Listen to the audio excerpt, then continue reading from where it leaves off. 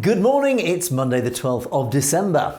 Well, it's that time of year again when the industry gets together to ask professional traders who use the services of people like ourselves their opinions. And it gives me an enormous amount of pleasure and indeed honour to confirm that Atlantic Capital Markets has been awarded the accolade of providing the best trading signals in the market for the second year running. Now, the team at Atlantic do put in a huge amount of work in providing these signals through our app, which is free for our clients and indeed anyone to download. And this award is testament to not just that work that goes into producing such high quality trading signals, but also the success they're clearly having for our users. So a big thank you on behalf of the team here at Atlantic to all of you who voted for us once again. But as always, we don't rest on our laurels and the work goes on. So let's get back to the nitty gritty as we provide our regular roundup of the key economic highlights coming up over the coming week. As always, we'll start with a quick rundown of the key economic numbers being issued this week around the world's markets. We'll then dive into some of the more significant highlights afterwards with our own thoughts and analysis. So let's get straight to it. So the economic numbers being issued this week start today with the release of GDP in the UK. On Tuesday, we'll hear the latest UK unemployment figures, inflation in Germany, and the ZEW economic sentiment in Germany. And finally on Tuesday, the US releases its latest inflation figures, and those we'll discuss in more detail afterwards. And the big stories continue on Wednesday, as we'll also be giving our thoughts afterwards on the UK's inflation figures, as well as the latest decision from the Fed, both being released today. And the big news continues on Thursday with interest rate decision day in both the UK and the Eurozone, as well as retail sales in China, all stories that we'll also be covering in a moment. And the week wraps up with the latest retail sales here in the UK, the global PMIs and inflation in the Eurozone. And the companies that we'll hear trading updates from this week start today with Oracle. On Wednesday, we'll hear from Inditex. Thursday sees interim results from Currys and Q4s from Adobe. Both of those we'll discuss towards the end of today's video. And finally on Friday, we'll hear from Darden Restaurant and Hollywood Bowl.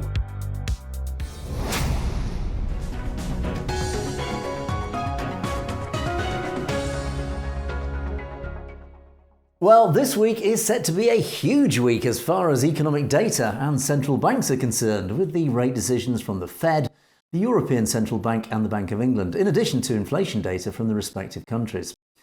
And these rate decisions, particularly the Federal Reserve, will set the tone for the rest of the year and into Q1 2023. Furthermore, these are likely to be the deciding factor as to whether we see a Santa rally or not into year end.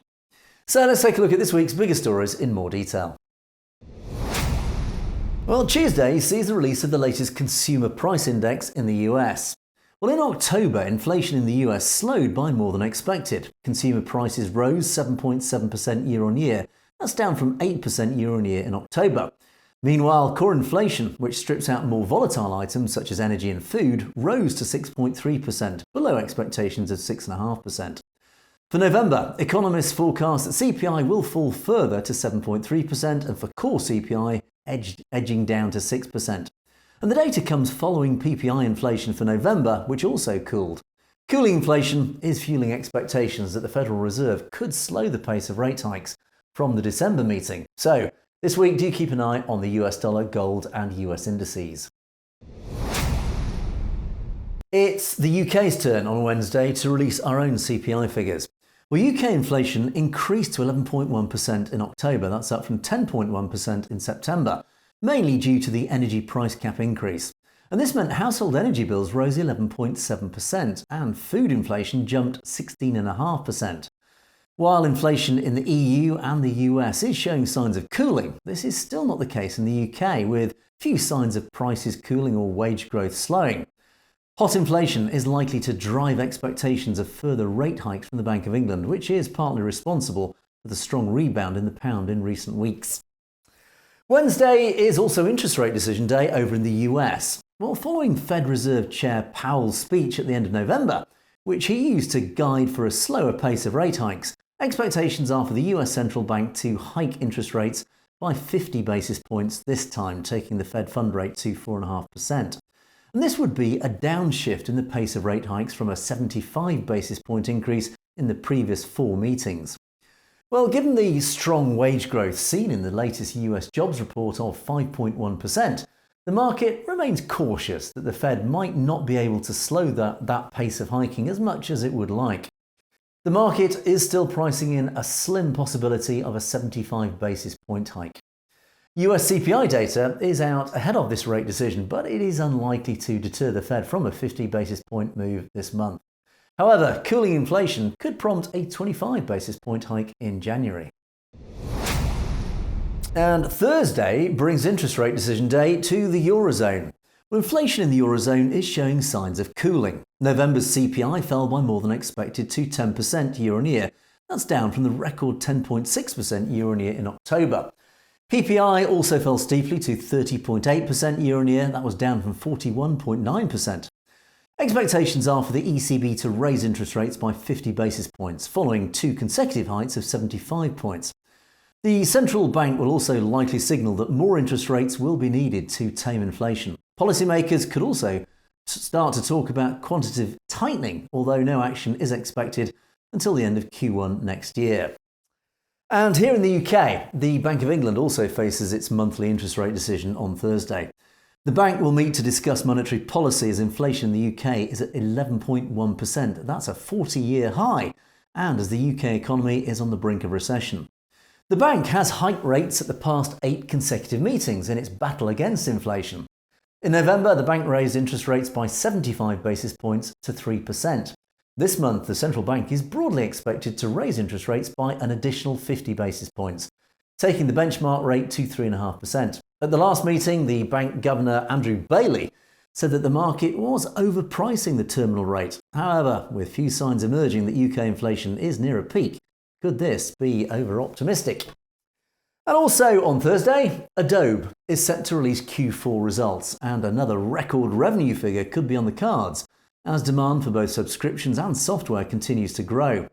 Earnings are also expected to climb. However, growth is slowing compared to 2021.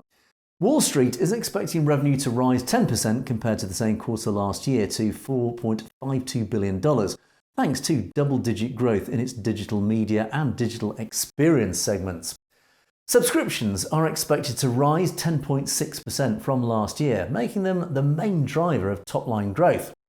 As a result, recurring revenue is set to improve by 14.7% to $13.9 billion. Adjusted earnings per share expected to rise to $3.50, an increase of 9.5% from last year. Investors will be keen for any update on the pending acquisition of Figma. And to add to the reporting on Thursday, high street electrical retailer Currys are due to release interim results. Well, demand for electronics has continued to slow since the pandemic boom. Like-for-like sales at Currys are expected to decline 6% in H1. Revenue forecast to fall 7.6% to £4.42 billion. Rising costs mean profits are at risk. Expectations are adjusted pre-tax profits to be just £1.6 million compared to £48 million in the same period a year earlier. Currys has been clear in its aim to offset rising costs with savings that could keep the retailer out of the red. Investors will keep a close eye on guidance given the ongoing cost of living crisis and the deteriorating UK economic outlook. Currys aims to reach an adjusted pre-tax profit of £130 million to £150 million across the year. That's down from £196 million the previous financial year. And finally, on Thursday, China are due to release their latest retail sales figures.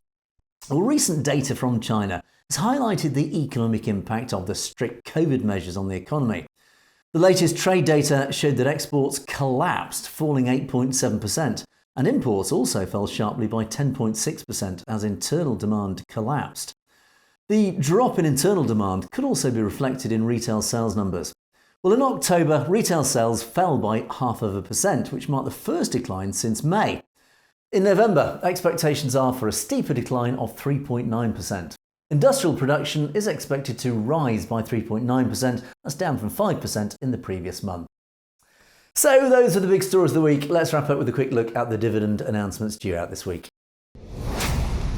In the FTSE 100, we'll hear from Associated British Foods, Burberry Group and DS Smith.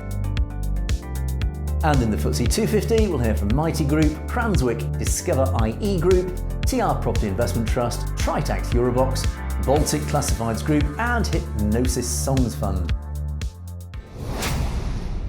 So there you have it. It's a very significant week for numbers this week, which will give us a pretty strong clue as to how inflation's faring across the key economies, and of course how the central banks are reacting to it. Well, we might be enduring a prolonged freeze in the weather here in the UK, but is the heat also going out of inflation? And we've got two very important weeks in the retail market as we rush headlong towards Christmas. Is the freeze going to keep us hibernating at home with our wallets firmly shut, drowning our sorrows at yet another ignominious World Cup exit? Well, lots of questions, but we've always got the answers for our clients at Atlantic Capital Markets. So if you're interested in talking to us, why not get in touch? But in the meantime, as always, let me remind you about our app with our 2 years in a row award-winning trading signals. We must be doing something right. But you can see for yourself, why not give it a go? It's free and it works on all your devices. So once again, thanks so much for watching. Don't forget to click on that subscribe button to make sure that you don't miss out on our regular financial updates with our expert market analysis and opinions. So until next time, from all of us here at Atlantic Capital Markets, have yourself a great week.